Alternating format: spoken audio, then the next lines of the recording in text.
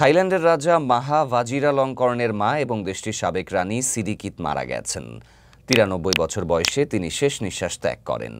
Nikkei এশিয়ার বরাত দিয়ে থাই রয়্যাল প্যালেস জানিয়েছে, শুক্রবার ২৪ অক্টোবর স্থানীয় সময় রাত ৯টা ২১ ব্যাংককের একটি হাসপাতালে তার মৃত্যু হয়।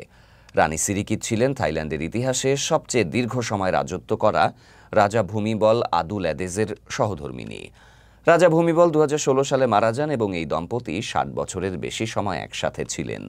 রাজা মহা ভাজিরালঙ্কর্ন রাজপ্রাসাদে রাজকীয় মর্যাদায় তার মায়ের অন্ত্যেষ্টিক্রিয়া আয়োজনের নির্দেশ দিয়েছেন বলে বিবৃতিতে জানানো হয়।